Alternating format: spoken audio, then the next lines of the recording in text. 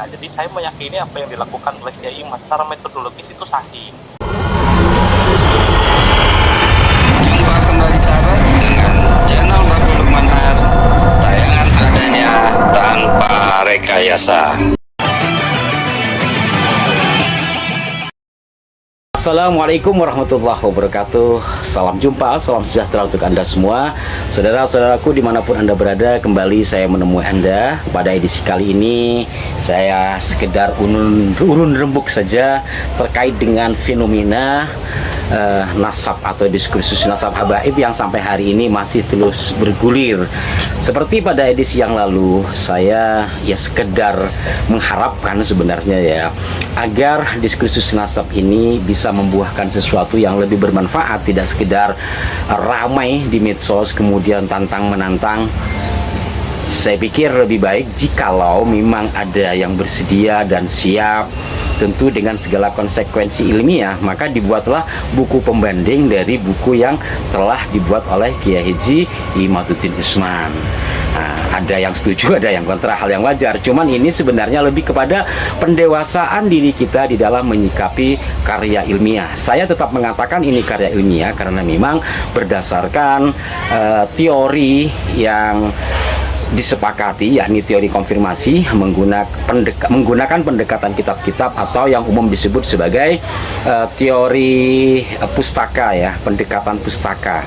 Maka dan ini juga saya pernah menonton video diskusi bersama Gus Rumail Abbas sama Kiai Khotimi di kanalnya Mas Farhan, Hanif Farhan. Gus Rumail yang kita ketahui seringkali membuat kantor yang menarik juga sih menurut saya.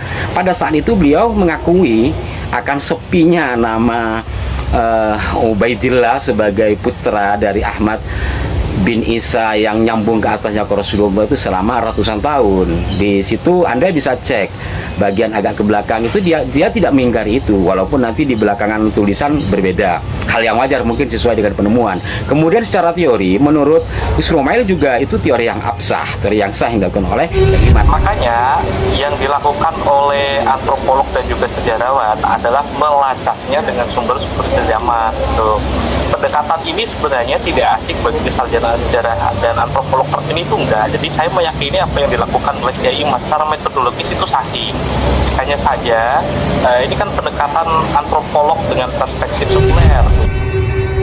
Padahal konsep syuhur wastifado itu kan berlaku di tulis zaman sepanjang waktu. Barangkali inilah yang membuat Kiai Mat itu bertanya, sejak kapan Abdullah atau Ubaidillah ini menjadi tokoh historis dan faktual jika namanya sempat sunyi selama 4 abad lah. Berarti abad ke-5, ke-6, dan ke-7 orang nggak pernah membicarakannya.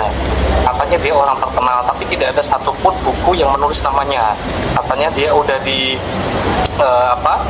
mustafat, udah menyeluruh, orang mengerti namanya, kenapa tidak ada yang mencatatnya gitu. Dan memang betul kata Kiai Mat, saya pun tidak bisa melacak nama itu sama sekali di sumber-sumber pustaka tertulis sebelum abad ke-4 ke-8, berarti Al-Janadi dan juga alias Sakron itu yang memulainya kan. Nah, dari sini kita itu udah punya musalamah itu, udah punya satu jembatan yang kita bisa menapak untuk diskusi bersama bahwa memang betul kita itu taslim genealogi Ba'alawi itu memang tidak dicatat selama 400 tahun lebih.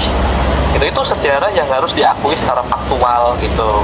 Nah, makanya waktu ya karena seorang peneliti itu kan tidak boleh berhenti pada satu kesimpulan gitu.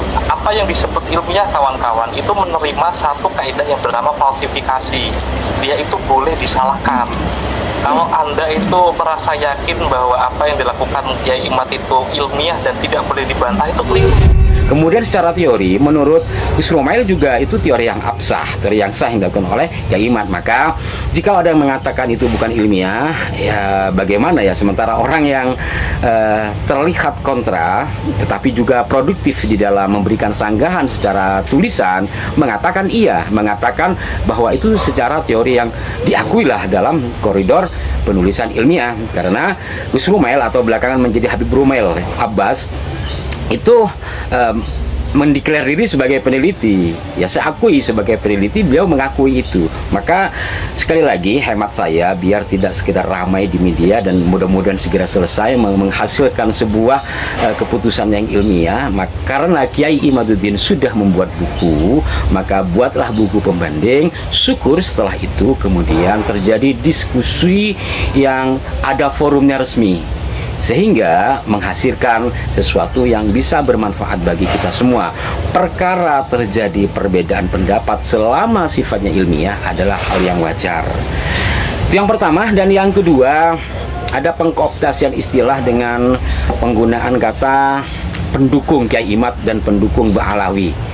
Padahal ketika saya umpamanya arah 9 ketika mengupas tentang diskursus nasab ini dan mengacu kepada tulisan Kiai Imad, itu yang kami dukung adalah upaya keilmuan.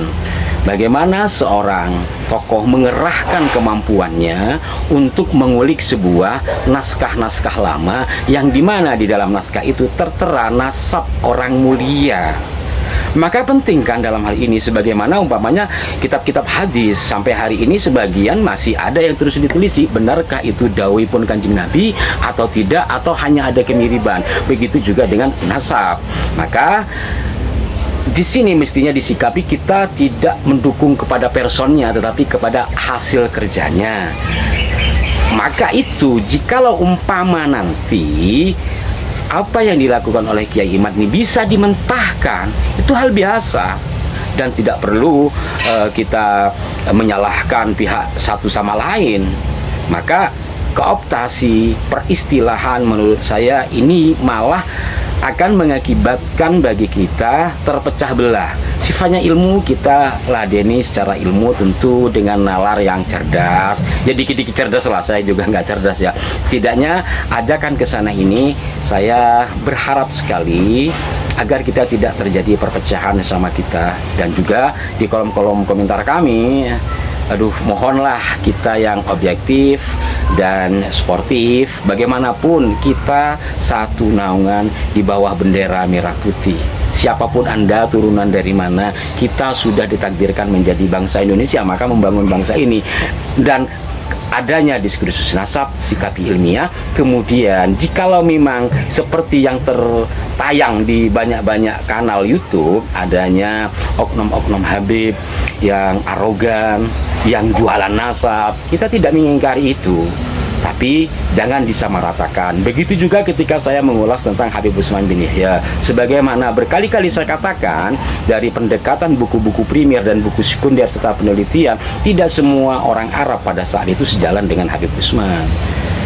Dan bagi keluarga beliau yang masih membela, yang monggo namanya keluarga, tetapi ada data, maka selalu saya sampaikan data-data, baik data primer yang ditulis oleh Habib Utsman sendiri, data primer yang ditulis oleh peneliti pada saat itu, kemudian data penelitian termasuk data buku yang dibuat oleh kalangan Ba'alawi sendiri, yakni Mr. Hamid Al-Qadri. Al-Qadri ini kan marga Ba'alawi kan. Demikian saudara-saudaraku sekalian, tiada harapan yang lebih indah sebenarnya ketimbang kebersamaan dan saling menghargai satu sama lain dan terus memupuk keilmuan kita, biar budaya dialektika ilmiah itu tidak putus. Jangan sampai kemudian dialektika ilmiah menjadi perpecahan di antara kita. Maka istilah pendukung Ba'alawi, pendukung Imaduddin, pendukung Wali Songo, kita kerucutkanlah menjadi pendukung penelitian ilmiah. Mudah-mudahan bermanfaat. Sekedar salam sapa dari kami Arah 9 Channel yang saat ini berada di alam bebas, masih belum sampai ke rumah ini. Sampai jumpa. Mohon maaf jika ada kekeliruan. Wassalamualaikum warahmatullahi wabarakatuh.